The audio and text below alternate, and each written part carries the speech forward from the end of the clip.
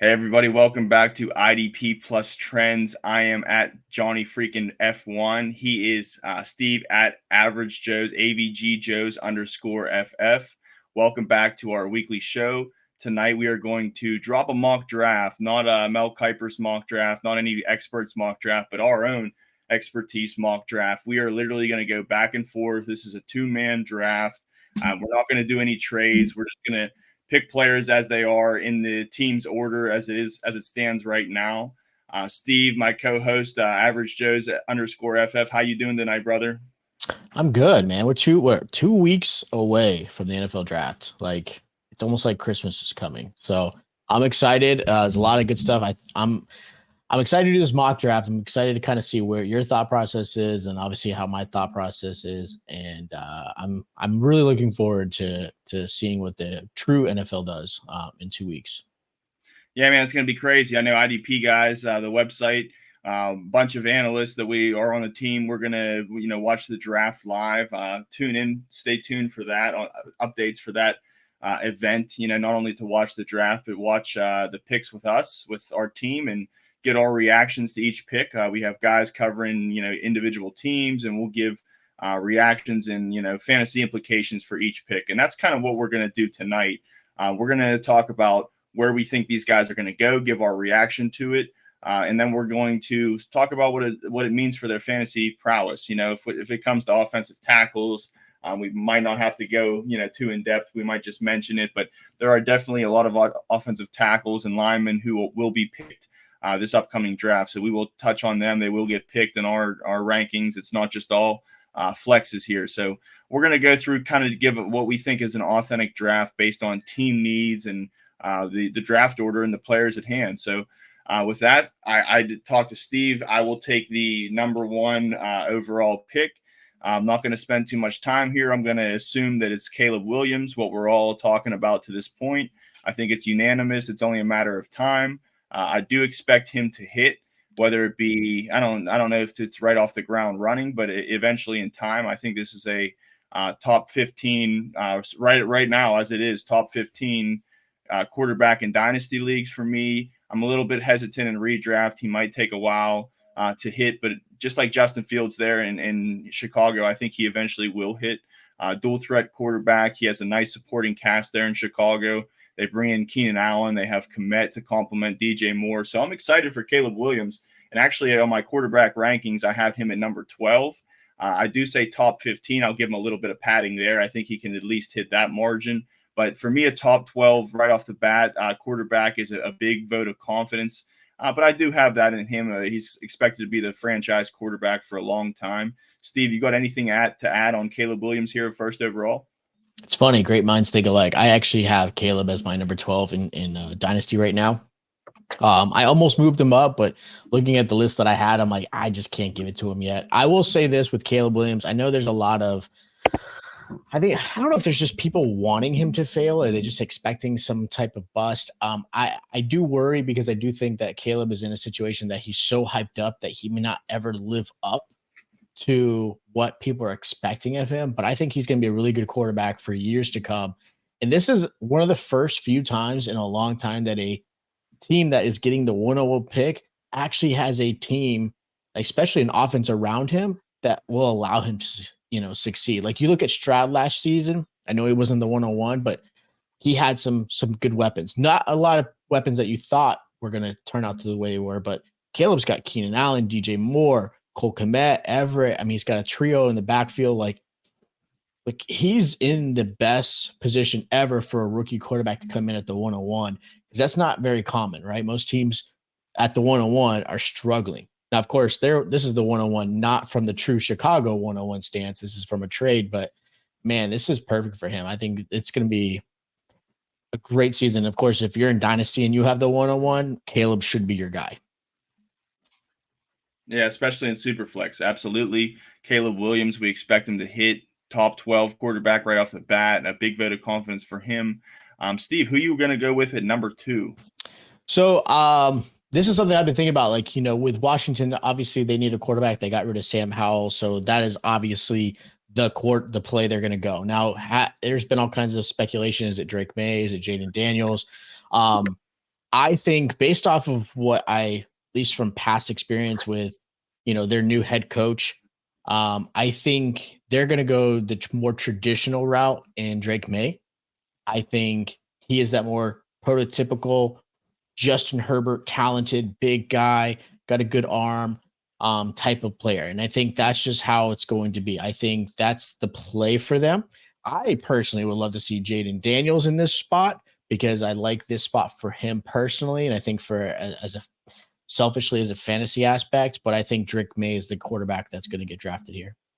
Okay, interesting. I mean, on one hand, I like it. A lot of wide receivers there. I expect him to hit the ground running, and whoever the quarterback that does go there, you made my number 3 pick easier. I'll talk about that in a second. But yeah, I like Drake Maye here. I'm the only thing I'm interested is to see, are they actually going to go back? I know it's a new regime. That Sam Howell's out the door, but are they actually going to go back to that UNC quarterback? Yeah, it's tough. I just think Dan Quinn, he had Matt Ryan when last time he was a head coach, and I just think he likes that prototypical type of quarterback. Uh, I just don't know if Jayden Daniels is his guy. I think Jayden Daniels is the better quarterback, but I think Drake Maye goes there for sure. Okay. Well, with that being said, number 3 for the Patriots, then you made my job easier. I'm going to go with Daniels here. I think that Bill Belichick's out the door. You got a new coach here in Mayo, and I think things have to change a little bit with the mindset. I think that this is a throwing league, and this is a great dual threat quarterback. They do have Brissett, similar play styles, but I think Brissett's kind of a placeholder just in case injury, or just to have somebody, a veteran leader, to help that rookie quarterback. But I think Jayden Daniels, absolutely, if he's not at number 2, then I think he goes to number 3 to the Patriots, and I think it's a fine fit for him. The only thing that scares me for his fantasy perspective is not much to catch the ball there, as far as prestigious wide receivers, prestigious skill positions. They do have Demario Douglas. Maybe he takes a good step in his second season. A little bit of other pieces around there, but it doesn't really matter. In New England, they're not going to light up the world with throwing the ball. That's not really what they do. They're a great team overall, great defense. I still think they run heavy, especially to start it off with Daniels, but I do expect him to land on his feet here and be a fine pick. And I think that, maybe Jayden Daniels with the new coaching is maybe better for him. I don't know if I'd like him very much if it was Bill Belichick's the quarterback. I like it more now with Mayo, and I don't really have him ranked as high as Caleb. I think I have him at number 17, 18 for me, for my dynasty quarterback. So a little bit more down on him than Caleb Williams in Chicago. But I still like Daniels here. I still think he provides great value. You might just have to wait a little bit. What do you say, Steve? Yeah, it has to be an obvious pick unless New England obviously drafts, trades out of the third and gets some picks later on. But I think Jayden Daniels is a good move for them. I think hold your brakes when it comes to fantasy. I don't expect much out of him this season if this is the spot, because like you mentioned, the lack of receiving options. But I will say this, if Jayden Daniels does go there, his stock hurts a little bit, but Demario Douglas's stock goes up. And another player that a lot of people talk about is Kayshon Boutte, who was his receiver in LSU. And I think that relationship back, I think actually will help his stock value. And again, he's got somebody familiar to throw to. So I think that's actually a good move. I'm curious how this whole offense is going to play out anyways, because this isn't the Belichick regime. It's now Gerard Mayo. So we'll see how that plays out. But yeah, Daniels here has to be the go-to for sure. And good point with the booty. Give me that booty, that reference there. So love it. Number 3, Jayden Daniels to the Patriots. Number 4, Steve, who you going? So this is easy. Obviously, unless some trades happen and Arizona stays here, Marvin Harrison Jr. is the first receiver off the board. There's no reason to go any other way for the Cardinals. They need receiving help. And you now pair up Marvin Harrison Jr. with Kyler Murray. You've got Michael Wilson on the outside. You still got James Conner in the backfield. You got McBride at the tight end spot. So this is going to help improve Murray. It will help obviously keep Marvin Harrison Jr.'s stock high. Because they were, I think maybe a month ago, they were talking about Marvin Harrison Jr. going to the 3rd spot to the Patriots. That would have killed his stock, but I think this would be a good spot for Harrison Jr. for sure. Yeah, I agree with that. I like him a lot there. That's the dream landing. If he does go to Arizona, we're all happy as fantasy managers. If you're somebody, you're one of those crazy guys who drafted a rookie draft already. You're hoping and praying that this is where he goes. But hopefully, this is indeed where he lands, and we can move on with life and still love Marvin Harrison's prowess coming up for this rookie season and beyond, much more beyond. So love it at number 4, number 5.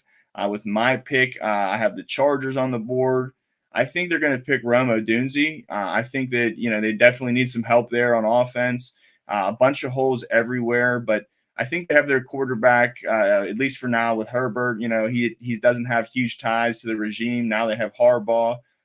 Dynasty, maybe Herbert takes a little bit of hit, but he's still their guy. He's still a great quarterback, and he's young.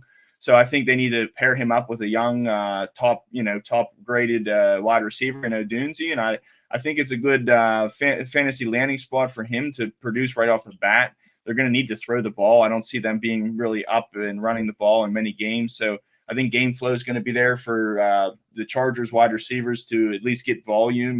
Be able to throw at a high capacity. That's kind of Herbert's game. A little bit interested to see, do they make this pick in real life? What's Jim Harbaugh's mind? Does he respect Odunze playing him in the national championship game? Does he say we beat him? I wonder if that has a influence on the pick. But we're going to say that he does go here, and I think he hits the ground running, like I mentioned before. They have a bunch of needs, but I think if they're not getting quarterback, we could flirt with Brock Bowers here. But I think the need for a wide receiver might be a little bit greater. Steve, what do you think? Yeah, I understand the Bowers move. I think that wouldn't have been a bad move either. But I think Bowers at 5 is a little too high, and I think Chargers probably agree. They need a nice receiver on the outside. I have Odunze as my wide receiver 3 behind Nabors. I think Nabors is a little bit more talented, but Odunze was a beast for Washington, and I think playing against him, Harbaugh obviously saw it firsthand, and I think that might influence him. And just like anything else with how this goes, if say Arizona did trade down and another team comes in, Marvin Harrison then becomes a Charger, and who knows how that would have been, right? So I like the move for Odunze. I think his stock obviously becomes very valuable because he's going to be the wide receiver 1. I mean, I still am not giving up on Quentin Johnston, but Odunze clearly comes in as the wide receiver 1 and probably will be force-fed plenty of targets. And he could have a strong redraft value as well, for sure. Right.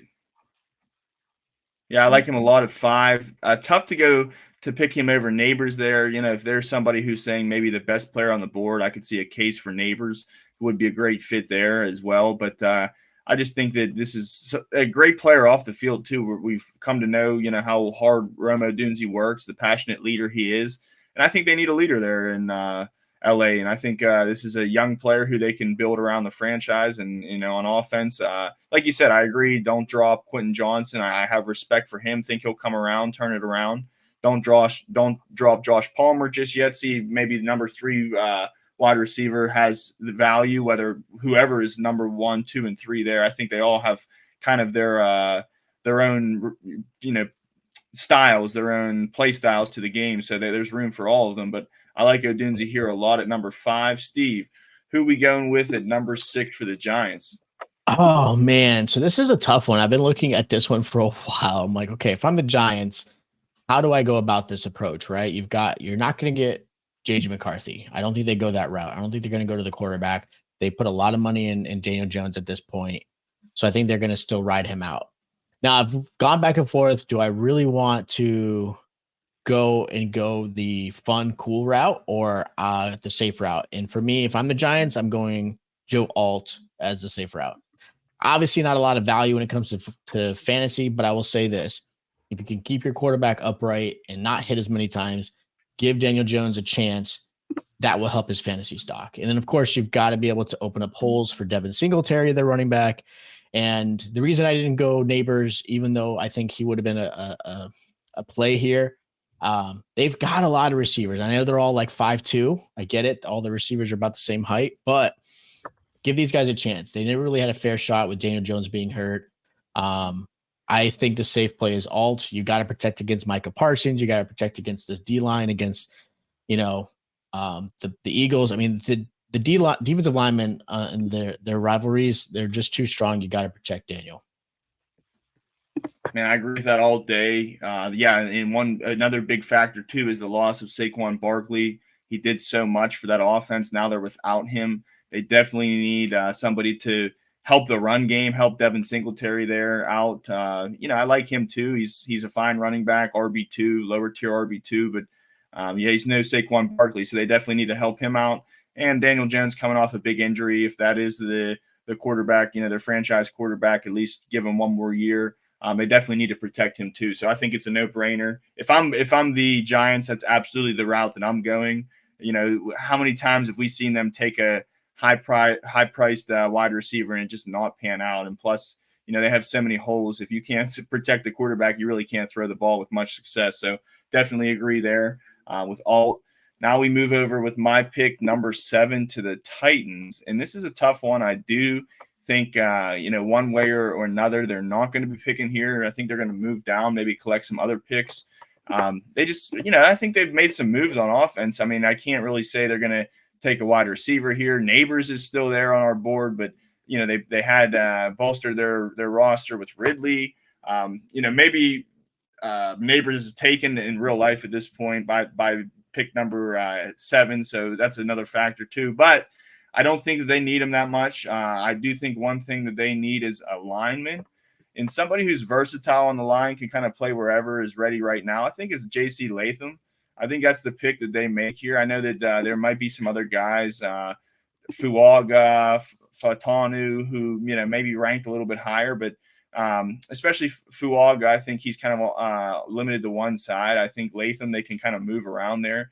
Granted, I'll put this disclaimer. I'm not much of an offensive tackle connoisseur. This is based off stuff that I have read, based off the team needs. So I think the Titans, like I said, they've done a good job of adding offensive weapons around, Will Levis there, whether he's the, standout franchise quarterback. I don't know. The jury's still out on that. But, one thing that they can still, they're still able to help him with is bolstering that offensive line. They definitely need some help there, and I think Latham gives them that. So I'm going to roll with J.C. Latham, 7th overall, to the Titans, and then pass it over to you for the Falcons at 8. So if this was Madden, I'm drafting Nabors for the Falcons. Give me Nabors, Pitts, London, Dejean. Holy cow! Yeah. But I'm going the real route here, and I'm actually going to go and grab Jared Verse from Florida State, the defensive end, first defensive player off the board. Obviously, Atlanta needs to help improving it after the quarterback. Their defense actually was really good last season. They weren't given a lot of credit. Of all the players I know, I've seen Turner go here. I've seen Latu. I think Jared Verse is the best defensive end in this class. I'm a little biased as a Florida State fan, so you can take that with a grain of salt. But I think Verse is a fantastic defensive end. I think he'll add a lot of value for this team. He could come in as a starting defensive end. As far as we're talking IDP. That's what we're here for. I wouldn't say I would spend a high pick on him, but you could probably get him in the late 2nd, early 3rd, or even 4th round in your rookie draft, depending on how many rounds you have. And I think he can be a nice little, really end for years to come for you on your team. So I like this play for Verse for the Atlanta Falcons. I like that pick, and I thought you were going to go with the guy who I'm taking next to the Bears.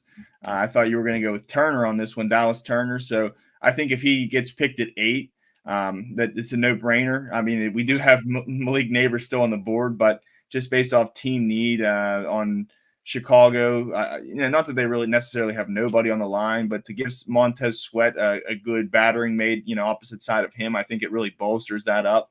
The fact that if Verse does go, I think Verse was a great fit for the Chicago Bears, but unfortunately, it's not going to work out that way. He was picked the pick above, so I think that if many people say that Turner's the number 1 there and Verse was number 2, I think that they'll be satisfied taking Dallas Turner here at number 9. So that's the route I'm going to go, and I think that this might be a little bit cushier landing spot for an edge rusher as a rookie coming right off the bat. So I think that Dallas Turner, the hype that we have heard about him, if he goes to a team like Chicago, They really can't focus on him too much. They have other guys on that line and a really good defense as a whole. So I think this addition of Dallas Turner to Chicago would really make them they're already a standout elite defense. I think this would make them top tier if they're not there already. So I'm going to go Dallas Turner at 9.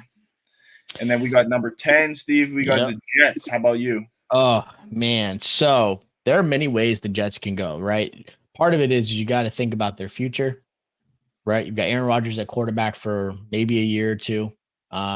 If he does truly come back healthy from the Achilles.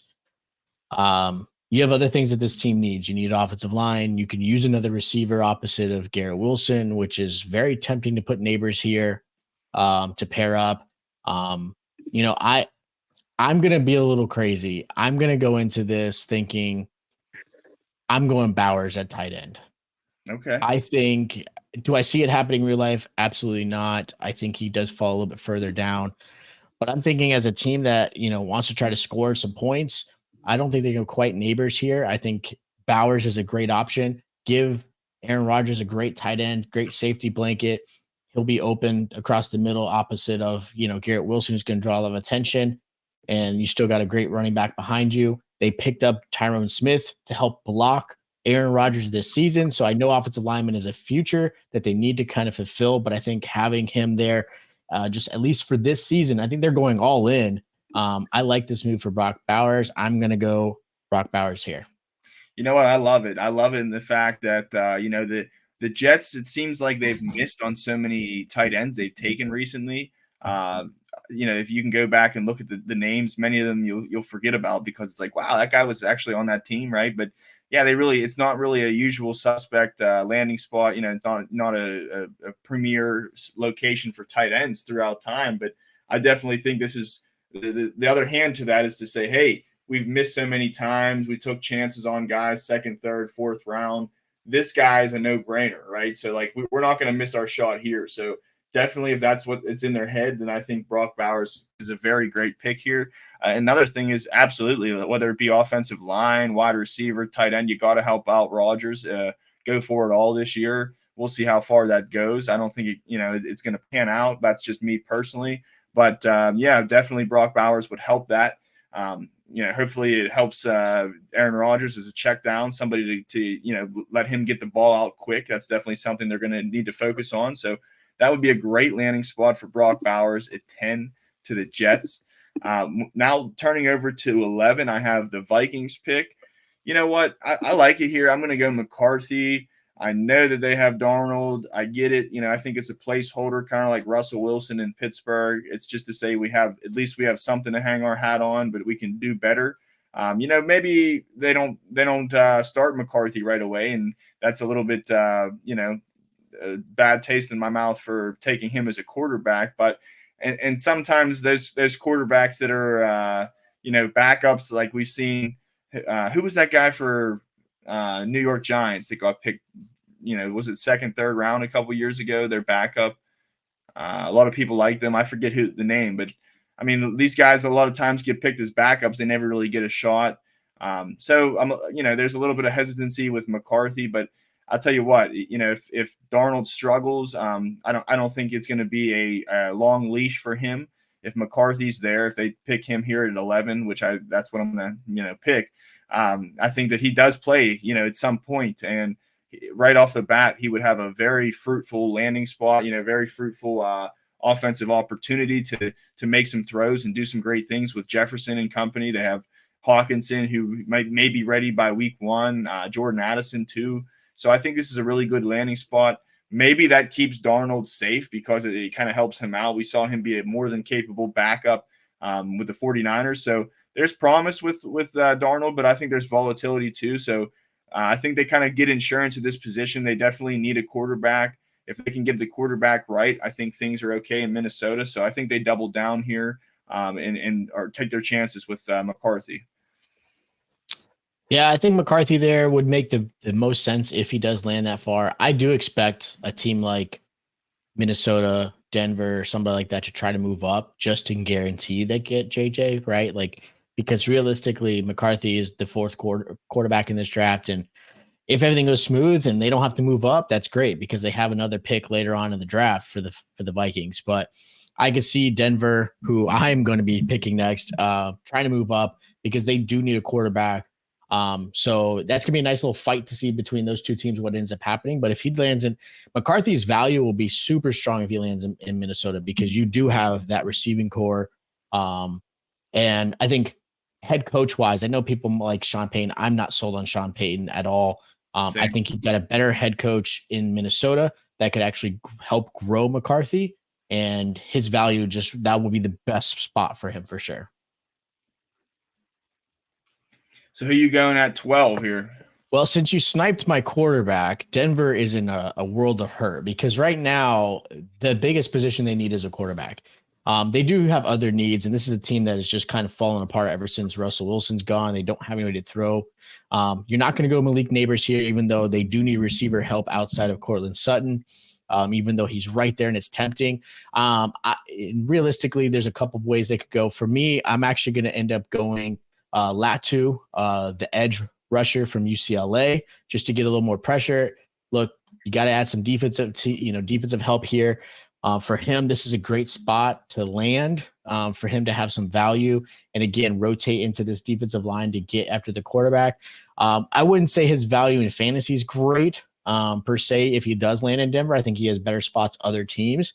But I think for Denver, it's between him or going cornerback just to kind of help opposite side of Surtain. But I think Latu will be a great spot for him. I think that's where they'll end up going if they can't get their quarterback.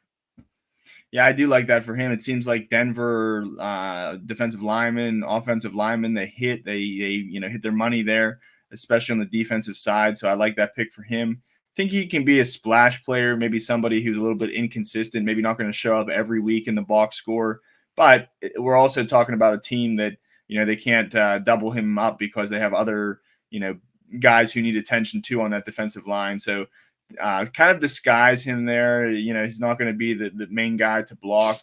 He's going to have to really prove himself and beat teams for them to put so much pressure, attention on him. So I do like the landing spot too. I think that, don't expect him to hit like the first two defensive linemen, Verse and Turner, but definitely it could, be a great team fit and a great fantasy fit there for Latu at 12 to Denver. So I'm going to recap the top 12. At number 12, going in reverse order, we have Latu, 11 McCarthy to the Vikings, 10 Bowers to the Jets, number 9 Dallas Turner to the Bears, 8 Jared Verse to the Falcons, 7 Latham to the Titans, 6 we said Alt to the Giants, 5 Odunze to the Chargers, 4 Harrison to Arizona, 3 Daniels to New England, number 2 Maye going to Washington, and finally at number 1 overall, Caleb Williams. Before we get into 13 through 24, I wanted to mention if you are not already subscribed to IDP Guys, right? First off, if you're not subscribed to the YouTube channel, go ahead and do that right after this video. Also, if you're not subscribed to the IDP Guys website, we encourage you strongly to do that, in so much that right now the website is offering a $1 for your first month subscription. If you're not enrolled already, go to idpguys.com. You will shop for your 1 month. Make sure that you don't do 1 year. Promo code won't work. 1 month free, or your first month is only $1 when you use the promo code mock draft at checkout. So again, for your first $1 month subscription, go to idpguys.com. When you check out, use the promo code mock draft, and it's a great time. If you want to cancel after that first month, be my guest, no problem. But we have so much good content coming out, articles, podcasts. I'm sure you're going to want to stay and enjoy the ride. So awesome. If you haven't subscribed, go ahead and do so. Now we are moving on into 13 through 24. So I have 13. I have the Vegas Raiders here. Pretty easy. I think this one's pretty chalk if things stay exactly the way they are. They do need a quarterback, but the guys are not out there right now, so we kind of got passed up. So we're going to wait a while for that. I think one glaring need that they need in Vegas is a defensive back, specifically a cornerback, and I think they go Quinyon Mitchell here. I think it's had a great senior year. I think he's a cornerback they can build on for the future. I think they like him. I know that head coach there, what's his name? Pierce, Antonio Pierce. He's come out and said we need a cornerback. This is a guy who I think is pretty unanimous to be the number 1 overall. So as much as I'm not expecting it to be great for fantasy. Even if I'm in a cornerback needy league, if I need to roster a cornerback, I'm not looking this way right out of the gates. But Quinyon Mitchell, I just think that it's based off team need that he's going to land for the Raiders here. Steve, what do you think? It's a great play for them. They need some defense, and Antonio Pierce being a former defensive player, for the Giants, that was what his bread and butter. Like, he is going to build this team through defense first, right? And I think Quinyon has the ability to take advantage of the fact that they've got a great pass rush, especially with leading with Max Crosby, who allows opportunities to happen in that backfield, to really allow him to take advantage of some interceptions. So unless you're in a big splash type of IDP league, I don't know if you're going to be drafting Mitchell in any of your rookie drafts, but his value is going to be pretty strong because he does have a lot of natural talent. He's very athletic. He can cover really well. And realistically, I think this is a good spot for him. So I do like this move. And again, I don't know where you're going to draft him in your draft.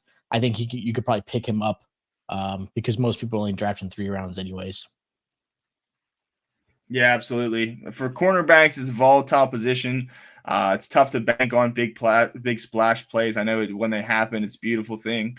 But at the same time, I think for me, I look at tackles there. If I can get somebody who's getting targeted a lot or find a slot cornerback, that's kind of what I like to roll with if I need a cornerback specifically.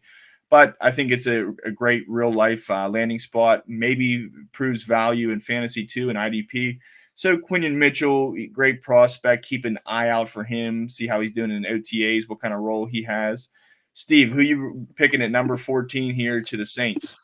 So for the Saints, there's definitely still some need on the defensive side, especially on their defensive line. You've got some aging, players that are going to be aged out real soon. But I'm actually going to go and protect their quarterback, right? You got to give Derek Carr opportunities to get the ball down to, Olave and things like that. So I'm actually going to go Troy Fautanu from Washington.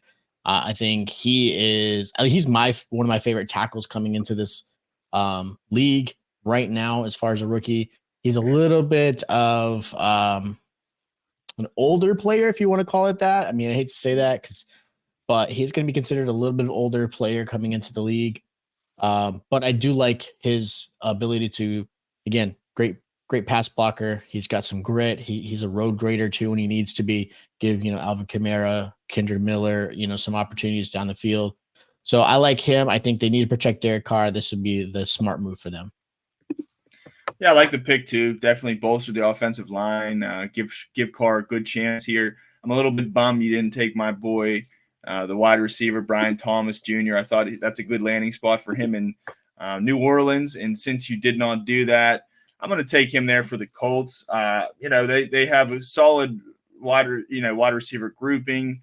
They have Pittman. They have Downs. They have even Alec Pierce, still young guy too. But I think they really want to go the extra mile and bolster up here for Anthony Richardson. A lot of people right now are very high, including myself, on Richardson. I see the potential through the roof. What we saw in tape, we kind of had a little bit of doubts about who he was going to be, but the injury doesn't help either. But at the same time, he came out of the OTAs as a rookie, slinging the ball, looking really good. And then it automatically translated right into the first 2 games before he got hurt there. So I like Anthony Richardson a lot, and I think that the offense, they have other needs too, but I think the offense really hits here if they get Thomas Jr., and I think he's fallen far enough, so that's who I'm going to take. Kind of a sexy pick here. So Brian Thomas Jr. at 15 overall to the Colts. Steve, coming back to you for 16. I will say this, though. If that actually happens and Thomas is over Malik Nabors, that draft room, that green room is going to go crazy. True. But I could see it. I like Brian Thomas. I know he's overlooked by Nabors, but I like Brian Thomas a lot. So as far as Seattle goes on the clock, I'm going to go safe bet. You got to protect your quarterback. I'm going Jackson Powers Johnson, the center from Oregon. my favorite player when it comes to this draft for the Dallas Cowboys. I would love for him to fall there, but I don't think he will. I think Seattle ends up grabbing him. They need to, really shore up that interior, give Kenneth Walker some opportunities, protect Geno Smith. This is, I think, the safe and best play for them. Yeah, I like that a lot too. Seattle, they need a lot of help there. I mean, especially on defense, they lost Brooks. They saw him go to Miami. So I was thinking maybe like this is a spot where they might jump and take Peyton Wilson, something like that. Maybe that happens in real life. I really like Peyton Wilson, but I don't think we're going to have a linebacker here going in the first round. So I think they definitely need offensive line help. One caveat too, if your boy Fautanu doesn't get picked, I know he was played at Washington, and one of the coaches left Washington to go to Seattle. That's kind of a hometown thing. So easy transition for sure. Yeah. So exactly. So I think there's familiar face there. If he does not get picked at 14, I think he can go to 16. But JPJ, great help here for the quarterback situation, whether it be full season at Geno Smith or Sam Howell in some regard. But yeah, I really like it there for at least if you get the offensive lineman, help the quarterback out, and I like it for the wide receivers and the running backs too. So that's a great pick. Then I'm going to move to 17 here, and I know the Jacksonville Jaguars, they need a cornerback. They might need some offensive line, but we still have Malik Nabors on the board. And if the Colts didn't get him, maybe they do because if he lasts this far, maybe they do take him over Thomas Jr. Probably. And I kind of missed that. I'll own that too. So I'm not going to miss him again. So I'll go Malik Nabors to the Jaguars at 17. Steve, what do you think about this fit? I think this is just best player on the board, Yeah, I mean, I covered the Jaguars for a little bit last season, and watching them, I do think realistically they're going to go like Terrion Arnold or,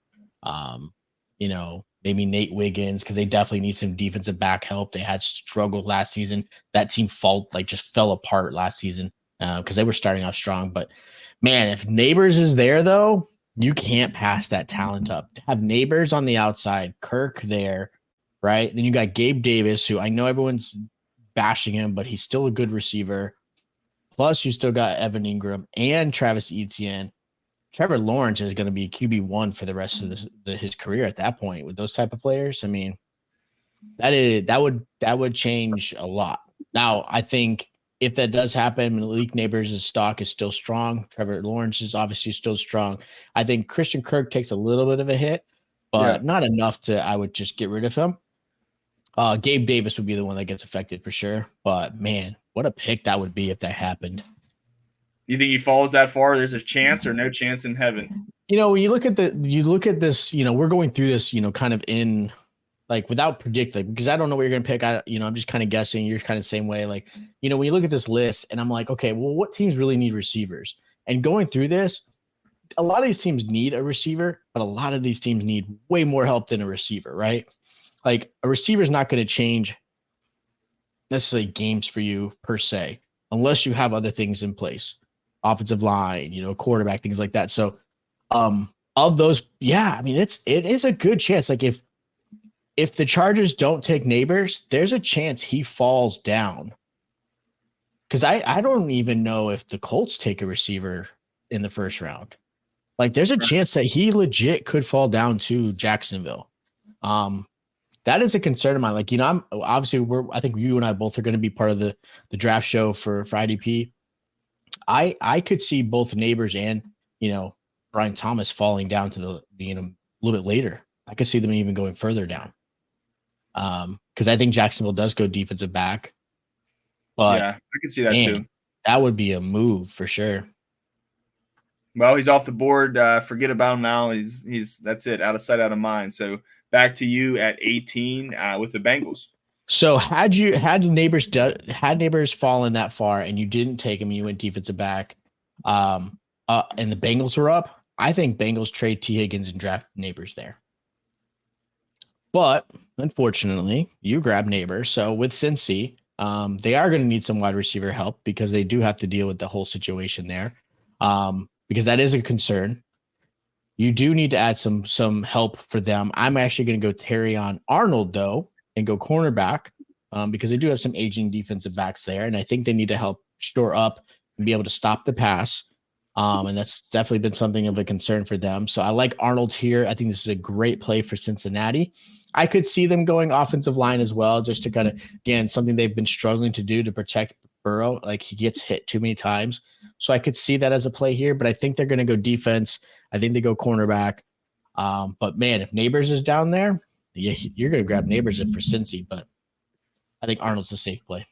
Yeah, I would love that for Cincy. That would be wild. Him, Joe Burrow, LSU dogs, get another one there. That would be crazy. But I like the safe pick. They need a corner too. They lost too. Was it Awuzie? He's gone now. Yeah, they need defensive back help for sure. They've got it. I mean, they've got plenty of safeties. They went safety crazy, but they don't have any cornerbacks that are really good. Right.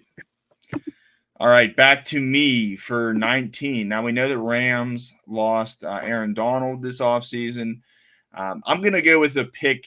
I'm going to go with the assumption that they're going to directly replace him. So with that pick, I'm going to give you defensive tackle Byron Murphy. I think Murphy could potentially go to a team like the Colts. They have Grover Stewart there. They have, of course, DeForest Buckner, and he's on a contract year coming up. So I think they might, if they don't pick receiver there, say if Nabors doesn't fall, or if he does, and they forgo him. I think this could be a pick that could be at 15 overall to the Colts. So he might not be this far in real life, but talk about a real need for a defensive tackle there. And really, for me, I think it's going to be a direct placement. That's a replacement. That's why I went this route with Murphy. But I expect them just to bolster up the defensive line in general, whether it be one of these good edge rushers that are still on the board, whether it be Jer'Zhan Newton, another defensive tackle. I expect them to get a defensive tackle here, or defensive lineman as a whole. So I'm going to go with Byron Murphy. I think it's a good pick here. A lot of people like Kobe Turner the year he had, and things kind of changed. I liked him too, but things kind of changed once Donald retired, and I think this gives them both a little bit of chance to, first off, the team to have a better defensive front, but also both of these guys to kind of produce, have a shot to produce, at least from the defensive tackle position. I think the addition of Byron Murphy clears up some coverage for Kobe Turner, at least at times, and I think that they can both be still fruitful for fantasy purposes, but I would not draft Byron Murphy with much confidence right away. More of a wait and see unless you're in a deep defensive tackle format. Steve, what do you think about Murphy? It's an absolute need for them. They've got to fill in pretty quickly. I like Murphy a lot. He's the highest graded D tackle coming into this class right now. So he's got a really good spot for him, and I think it's a good landing spot in general, right? I don't think the Rams don't need a huge amount of help. I mean, there's some things they can obviously work on, and there are some things they do need, but you shore up that defensive line. Hopefully he does any type of resemblance of what Aaron Donald was able to do. And I think that just helps them out, because losing him is huge, but I think that's a smart move for them. Yeah, for sure. Yeah, good, smart move, and I think they play safe here. Great if he falls to 19, that's great get for them, and like you said, top graded defensive tackle. So I think it's a no-brainer here. Steve, you have my team next on the board, the Pittsburgh Steelers. What are we doing? So I have been looking at this, right? Like there's definitely some needs. You got some offensive line needed help, especially to protect Russell Wilson. He's not the same guy who can run around. You need to help open up some lanes for Warren and Najee. They do need a receiver, opposite of Pickens, to kind of help him have some openings. I looked at, there's some cornerback help. You can go. I've been going back and forth. Cooper Dejean was one of those plays I thought about going. He's very versatile. I think he can, help with special teams. I'm actually going to go the player that I would like to go to Dallas, but I'm going to Amarius Mims. I think Mims is a monster, and he can absolutely be a dominant pass blocker. He is just a huge guy that can, and as athletic as he is, like he can, again, keep his hips open, stop defensive linemen. I'm going to go the safe route, protect Russell Wilson, give him opportunities. I am protecting him with Mims. Like the pick a lot. I think we definitely could use a player like Cooper Dejean, but if not, offensive line is a position of need for sure for the Steelers. So I like it. I like it in real life, and I like it for fantasy. Help out Najee, help out the running game, give Russell Wilson time to throw the ball, open things up. So I think it's a shoe-in pick here. I wouldn't be upset if they went cornerback, but I think the offensive line, you can't go wrong. So they've done a good job to build a young offensive line, and I think this is icing on the cake. Not necessarily said it's all done. It couldn't get better, but I think it's a great addition, to the team and to the quality that they're going to put out there on the field. So I like it at 20. Moving on, I got the Dolphins at 21. So what I'm looking for is somebody to help. They need some help on the offensive line. They need some help on the defensive line, no doubt. They lost Wiggins there. They had Chubb. They're not going to have him. Maybe not going to have him. Probably not for the start of the season there. Phillips probably not going to be there. So you know what? I think that absolutely, just like I said with the Rams, they're going to bolster the line here, defensive line. And I think the way they're going to do that is kind of look for that direct replacement for Wiggins. And I think they're going to find Jer'Zhan Newton here, a defensive tackle. Very efficient player, somebody who can play a lot of snaps just like Wiggins did. He was kind of a freak, playing majority of snaps that we don't see these days from defensive tackles. So I think Jer'Zhan Newton, whether he can produce similar numbers as that Wiggins did or not, that the jury's still out on that. But I do think that he has a great foundation here, especially once those guys, those injured players return. I think that maybe he's not Wiggins himself, but if he can stay on the field, I think there's plenty of stats to show up in the box score for him. So I like Jer'Zhan Newton here. Steve, what do you think? Yeah, I mean, Wiggins was a huge loss for them. And, for a team to have success, you got to be able to stop the run. And having Newton there, I think, will help solidify that because, like anything else, you let a team bleed you through the run and the ground game, it's just tough. Like your defense just looks lost. They don't know what to do. They fall for the play action. And the Dolphins defense isn't, you're not scared of them. So adding somebody to shore up that middle of the line is going to be huge for them. And I think that just kind of helps with their linebackers and helps their team kind of make some plays down the field. Awesome. I appreciate it. So 22, you're up. Going to the Eagles now. Need a lot of things over there. What are they getting? So they're going to go cornerback. They need to go cornerback. I'm going Nate Wiggins here from Clemson. They need to shore up that secondary. That is something they just, if you watched them last season, they could not stop the pass at all. They struggled heavily. And, you look at the NFC East just in general, they got to deal with receivers like CeeDee Lamb, right? You've got to deal with, McLaurin.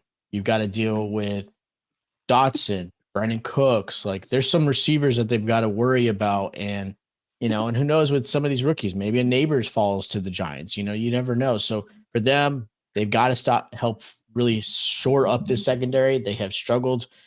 Putting Wiggins there is going to help and just solidify that position. Yeah, I like the pick. I think it's definitely needed there for the Eagles. I think they definitely need a cornerback and great. I think he has great speed, 4.2. Believe 4.28. So there's a lot of speed there. I think he's a little bit undersized, but they can work around that and maybe he'll be stronger. So I like the pick a lot. Do you think? How about for IDP? Is this somebody to consider? Not yet. He won't come in as the starting corner. You still got Slay there, who obviously is their dominant corner, but I think he can help teach Wiggins some skill. I think Wiggins does take a year or two to kind of really be himself. And then what I mean by that is like he's got to fill into that body. He's 6'1", but he's 170 pounds, I think. So he's got to fill in. You got to get another 10 to 15 pounds of muscle. I mean, even if it's not muscle, but just close. Get another 10 to 15 pounds on that body, just so he can, be healthy and not hurt. Because you're gonna get. You could be on the defensive side. You're making tackles. Sometimes it hurts more tackling people than it does to get tackled. So he's got to beef up his body a little bit, kind of fill out that 6'1" frame, but not overly too much because his speed is a big factor, right? You got to be able to play against these fast guys. So give him a year or two. I think he's a nice little play. Again, if you got a late third round pick and you need defensive back help, sure, I would take him. Put him on your taxi for a year or two. Yeah, I like it a lot. I think it's a good pick. Absolutely. The next one I'm a little bit tied with here for Minnesota. Now they have their quarterback need. They got McCarthy. One thing that they definitely need there is a defensive lineman. This is tough. They might have to stretch a little bit for this pick. We have Latu gone. I think that would be a pipe dream. Let's see. This is a deep defensive lineman class. Who is up next? Who are some high-graded rookies up here? The defensive lineman next. Well, you had Sweat, but now he's got that DWI situation that probably has hurt his stock a little bit. He was probably one of the others that I loved from Texas. Devondre, he was very talented coming in. I personally think he could fall into the second round now due to what happened. Yeah. But I think Sweat was going to be a great play. I think he could have been late first round. I think that's where a lot of people saw him going. You got Leonard Taylor from Miami coming in as well. That a lot of people like. Again, late first, early second, you might see him fall there. But those are probably the two big ones that I would say coming in there that I think would have a play. I could even see, I know we talked about it that we don't expect a linebacker, but I could even see, Wilson coming in, in that stance for them. I think that would be a nice little linebacker play. You got to replace Danielle Hunter. Yeah. You can, maybe go defensive end that aspect. Well, I'll tell you what. Let's go Sweat. I'm going to go Sweat here. Rookie Sweat. I believe he's from Texas, correct? Yep. All right. Minnesota is going to take Sweat from Texas.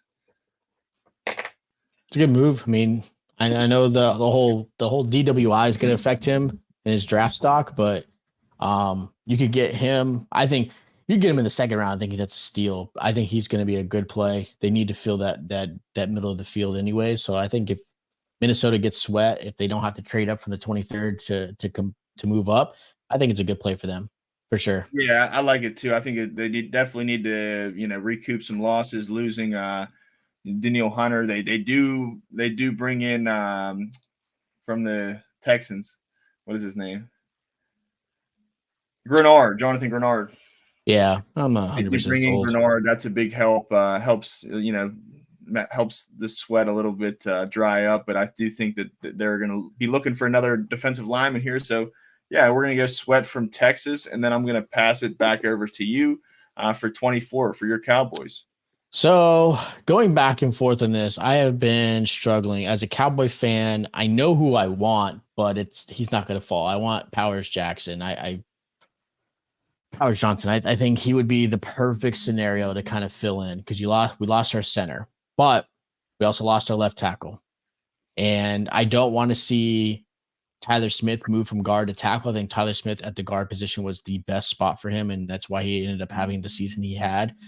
So looking at the left tackle spot, you've got some great players in Guyton, who I absolutely love. You got Fuaga, and then you got Fashanu. I don't think Fashanu falls this far, but if he does, I am going to go the Fashanu route. I think he is a mountain of a man who can move some players. He can pass block, protect Dak's blind spot, allowing Tyler Smith to kind of stay in that left guard spot. They still need some help across that offensive line, but I think if Fashanu does fall that far down, I think he's the play right there. If not, I think they really get Tyler Guyton, to be honest. Yeah, I like it. I think they need some help there. I mean, they have they have a good offensive line as it is with Zach Martin and company, but I think they can bolster it a little bit more. They're going to need it for Dak, for the run game too. Whoever is going to be the running back there, whether it's somebody in house or they go and draft somebody later in the draft.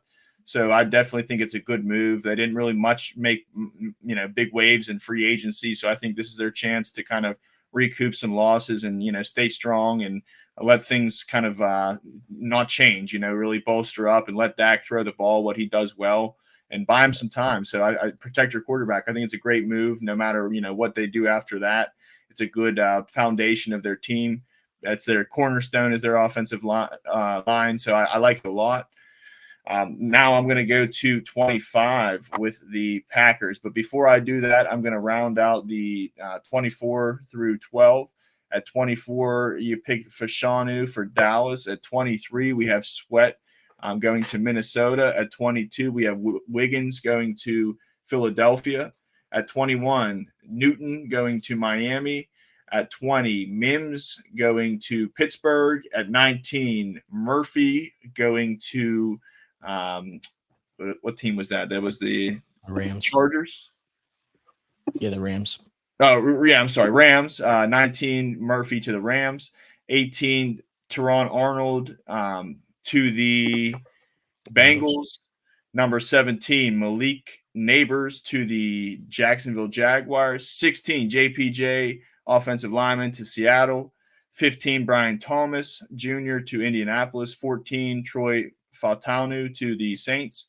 13, Quinyon Mitchell to Las Vegas. And again, 12, Laiatu Latu to the Broncos. So before we get into 25, I wanted to mention one last promo here. The IDP guys the website is promoting a jersey giveaway right now. You have a chance to win a Nico Collins and an Antoine Winfield jersey. IDP guys was deciding whether to get offense or defense. So they just, picked the best option and went with both. So they're going to give away both of these jerseys April 30th on the IDP Mailbag show. If you have not checked that out, it is a weekly show just like ours here on Trends. Also through the IDP Plus network. It is with Justin Fry and Joe Harlow. Those are the co-hosts. If you have not checked out the show, I encourage you to do so. And April 30th at 2 o'clock when the show airs, that's when the winners will be picked. If you would like to enter your chance to win, go to the IDP guys website. We will drop the link in the description here below our video, and it'll be a direct link to go right to ways. There's 11 ways you can win. Chances, we'll say, a checklist. There's 11 different things you can check, objectives to have chances to win, and one might be to write a question to the mailbag show. One might be to subscribe for the newsletter, and there'll be different point systems, for each objective. So some might have more points, more chances to win. So the more of those 11 boxes you check, the more chances you have to win a Nico Collins and Antoine Winfield jersey. So pretty dope promo there from the IDP Plus guys website. If you haven't checked it out already, go ahead and do so. And check out the Mailbag show, IDP Mailbag with Justin Fry and Joe Harlow every Tuesday at 2 Eastern. Moving on to our 25 pick here. We got the Packers on the board. I think we need an offensive lineman. Mims is gone. Fashanu's gone. I'm going to take Graham Barton here. I think Graham Barton's a good building block for the Packers. I don't think they need any really offensive help. Maybe running back behind Josh Jacobs, but other than that, I think receivers are good, tight ends are good, quarterback's good. So I think they kind of bolster things up here. They lost Bakhtiari. They have a fine offensive line as it is, but I think that's if you really think that Jordan Love's the quarterback of the future, which I do, I think you protect him and let him keep airing it out, and now you have Jacobs. I think it's a really good offense, really good potential here in Green Bay. They do need some help at linebacker. Maybe this is a Peyton Wilson pick in real life, but for the sake of a good prospect here, I'm going to go Graham Barton, bolster up the line.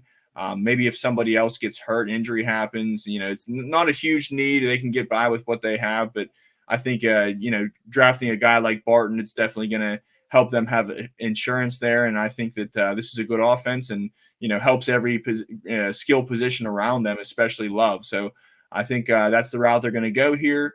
Offensive lineman, Graham Barton. Steve, what do you think about Barton? Yeah, they need the help for sure. I was hoping Barton would fall to the Tampa Bay Bucks. I think they need some help as well in the interior. But I think realistically, it's not a bad move. Green Bay needs to help protect their young quarterback in Jordan Love, right? Give him an opportunity to be successful this season. And again, you've got Josh Jacobs coming in, help open up some holes. This is not your Aaron Rodgers Packers. Like, this is a totally different team, and I like the way this Packers team is really building out. And of course, if you build out through the line first, whether it be defensive line or offensive line, you typically have a really good season. So I think this is a good move for them. So the Bucks miss on them. Who they get in the 26? So with them not being able to get some offensive line help there, I don't think they're going to go Fuaga. I don't think they really need to go tackle. But I will say Chop Robinson from Penn State, the defensive end, is going to help bolster this team's defensive line. Give him that motorized energy that he's got with Vita Vea in the middle as well. Man, that is going to be such a great move for him. And I think Chop has an opportunity to be very successful and get after the quarterback. I think that is the perfect spot for him. All right, Chop Robinson at 26 overall to the Bucks. Definitely think they need a edge rusher there. I saw one mock where Jared Verse fell that low to them, and that would be a blessing.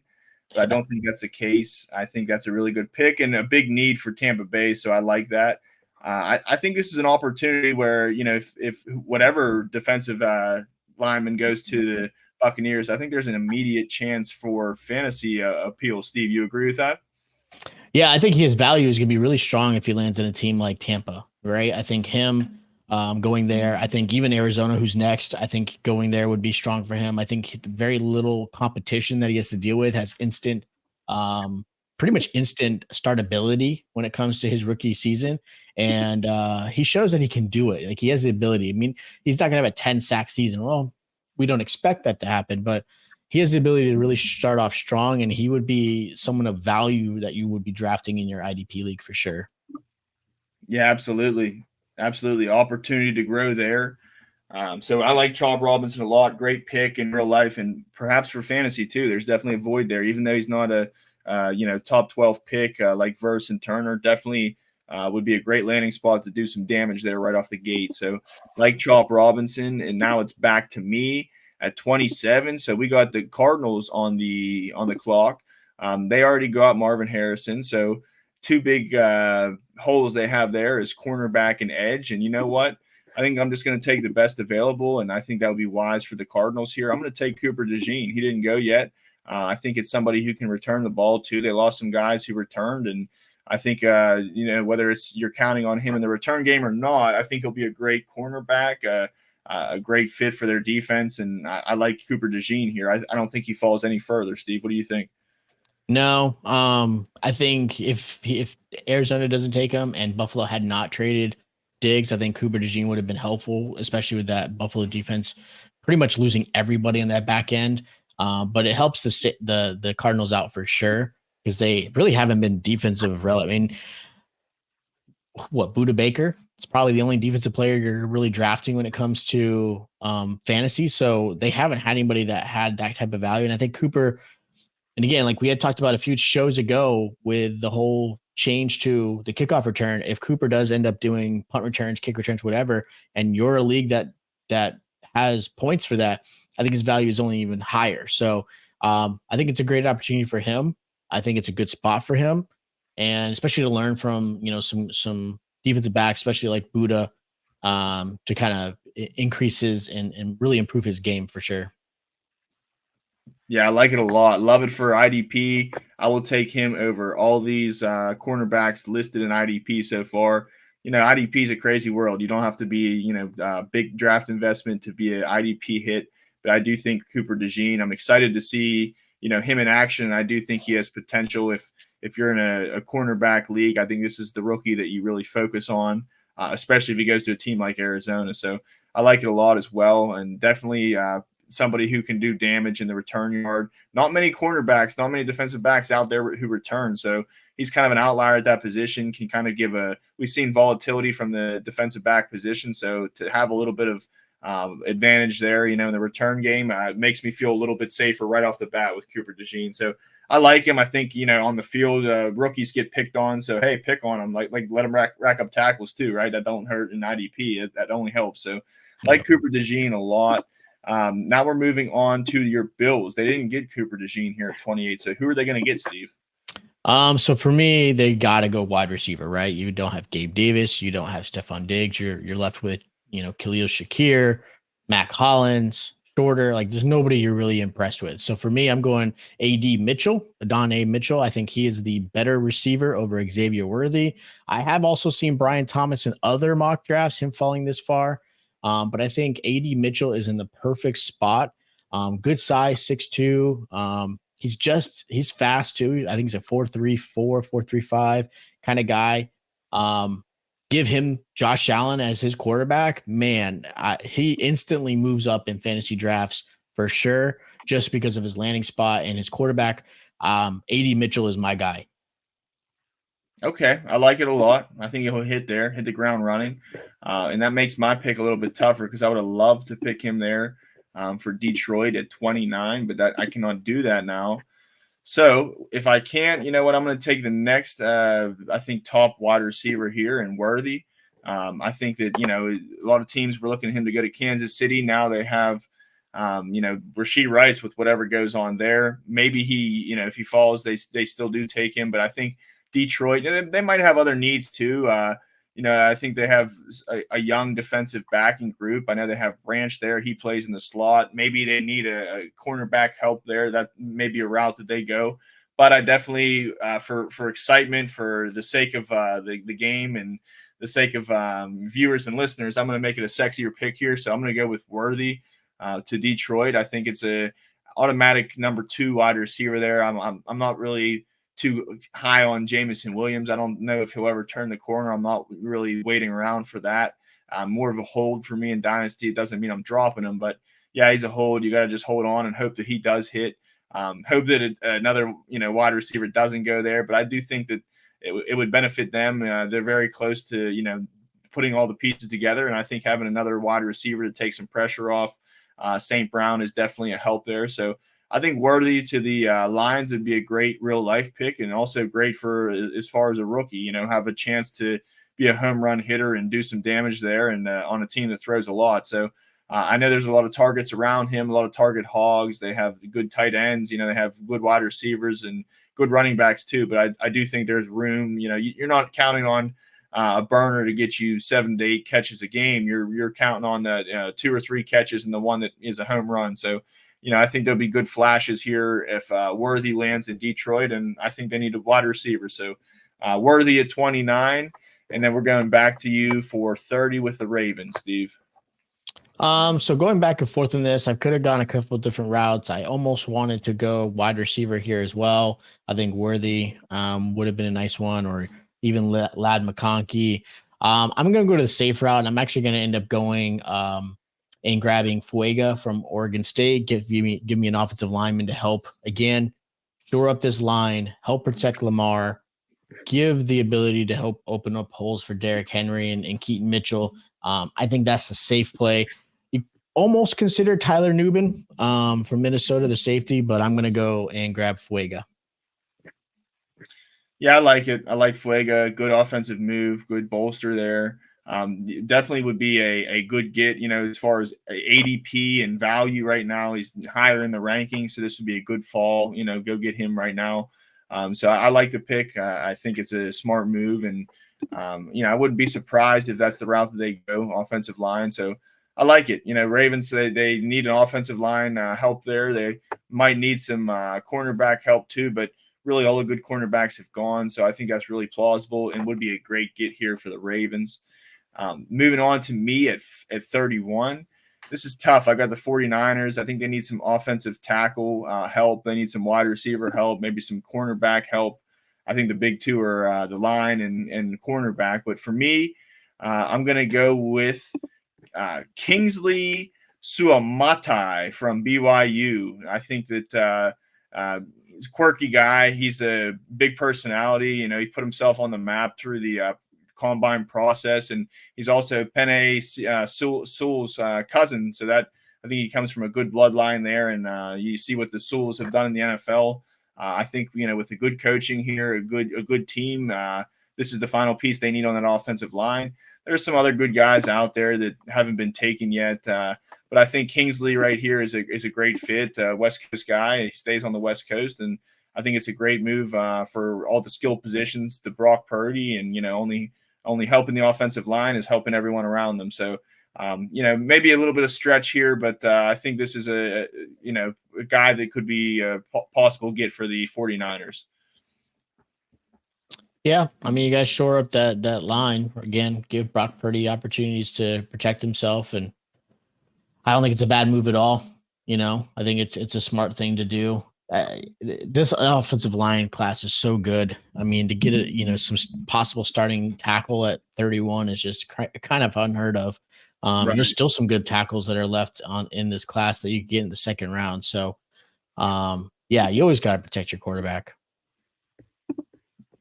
Straight up, man. That's the name of the game. So 49ers, they can do that. Let Bryce Purdy sit back there, dump off to McCaffrey. Great wide receivers around him. Great tight end.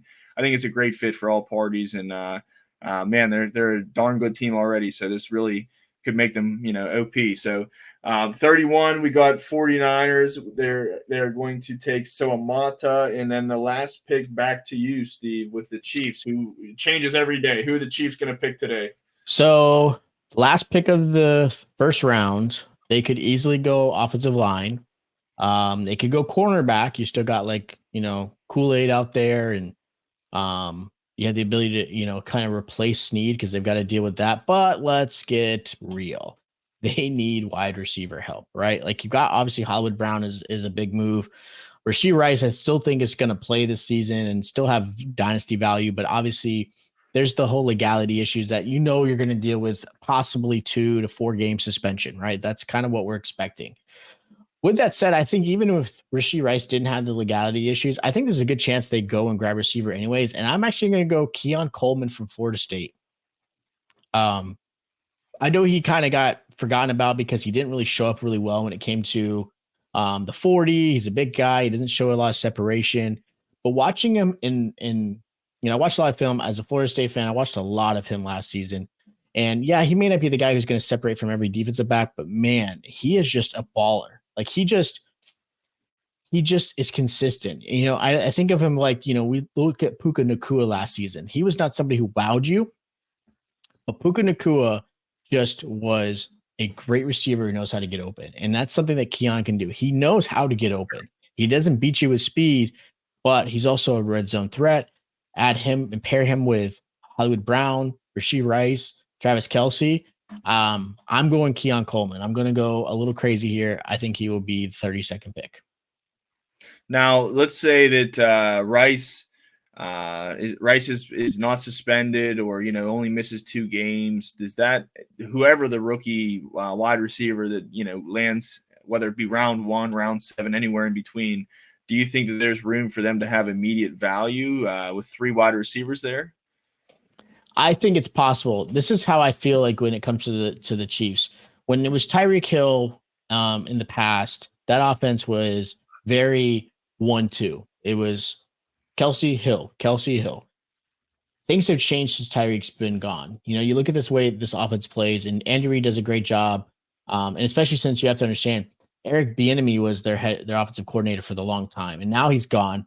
And with Bieniemy gone, that offensive has changed. Part of it is because of the talent. They didn't have the same wide receiver talent that they had before with Tyreek Hill. But if you look at it, Patrick Mahomes is now in a situation where he is passing to whoever is open. Like, he's not necessarily targeting one player. I mean, sure, Travis Kelce's still his number 1, but even Travis Kelce took a little bit of a hit last season. He wasn't his normal self. Right. So for me, I think the way this offense is changing, I think it truly is Mahomes is looking to whoever gets open, and they may scheme some guys open, right? But I don't think that's the way this team is being built. And I think this is a team that, sure, you've got 2 good receivers now. Do you add Keon Coleman to add a 3rd receiver? I don't think it hurts. I mean, I think it helps Patrick Mahomes consistently still be the QB2 because I still have him as my QB2 in rankings. Could it affect Rashee and Hollywood and all that? Yeah. I think it does play a factor in there. You're talking probably 10 to 15 less targets per player throughout the season, but not enough that I'm scared of those guys.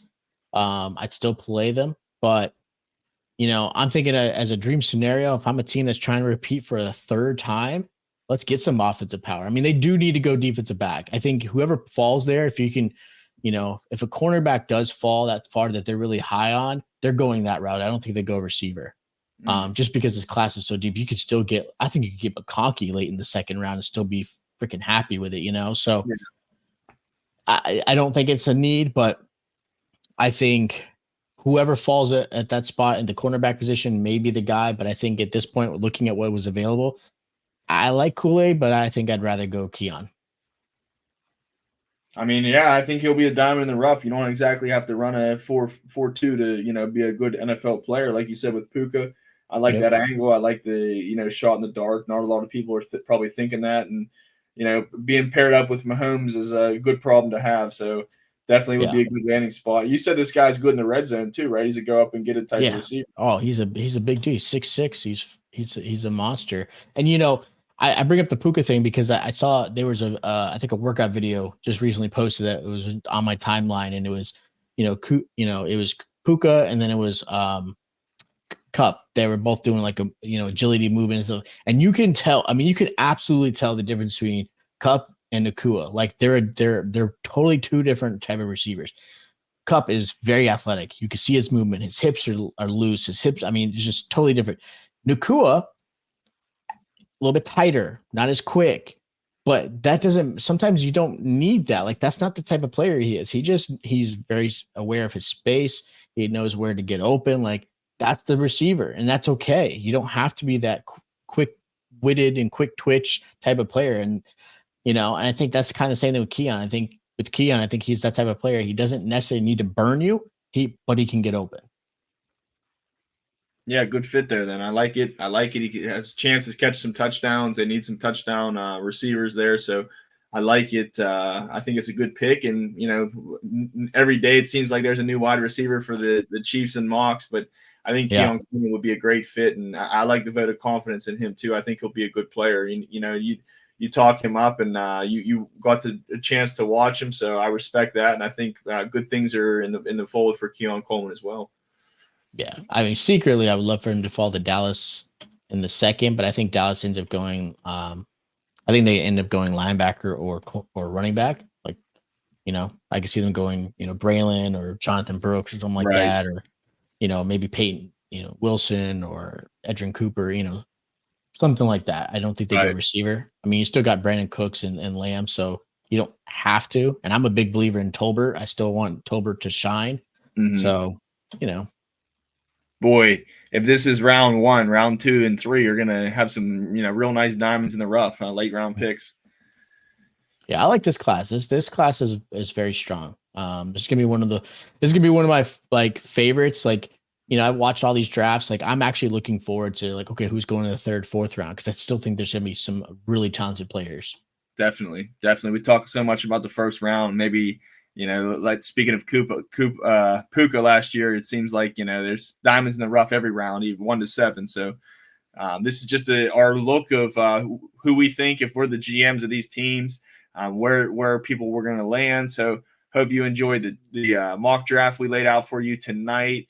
We got NFL draft coming in less than 2 weeks. So Steve, before we sign off, before we let the viewers and listeners go, is there anything else you'd like to mention for us tonight?